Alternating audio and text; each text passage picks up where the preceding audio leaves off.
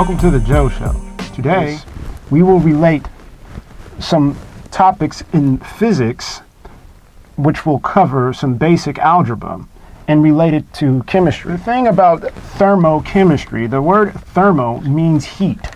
And when you're studying heat and energy go together. For instance, whenever you have heat, you have movement, kinetic energy. Kinetics is the study of movement. If anything has a lot of energy, it has a lot of heat. If you run around, you get hot and sweaty. Temperature is the measurement of hot or cold, while heat is energy that flows between objects of different temperature. The speed of molecules is proportional to temperature. In the chapter in your literature of thermochemistry, I also like to bring up an interesting concept, entropy. Entropy is the measurement of randomness, which is a loose definition. For any particular substance in its liquid phase, solid phase, or gas phase, it will have a different amount of energy. If you were to look at any particular substance in its solid, liquid, or gas phase, gas would have more entropy relative to a solid, which would have less entropy. Our review in physics will cover the joule. The joule is a unit of measurement of energy.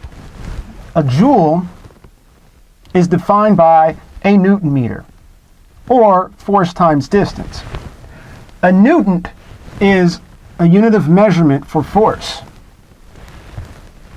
When you're considering displacement, movement from here to here, requires work. Work is defined by force times distance. But if you just have energy, like in a chemical reaction, there's no physical displacement from point A to point B. So we simply measure it in joules.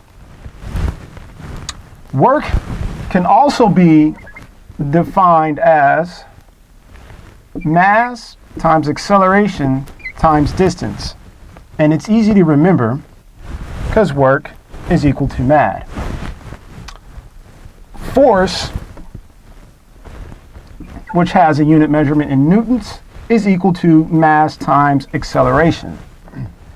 A common question that arises in class is, what's the difference in mass and weight?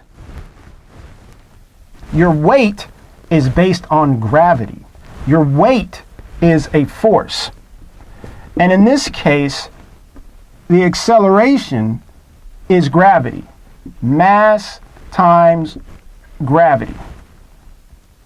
Gravity is a constant acceleration of 9.8 meters seconds. It's usually represented with a negative value because it's pulling you down towards the Earth. Your mass will never change on Earth or in space.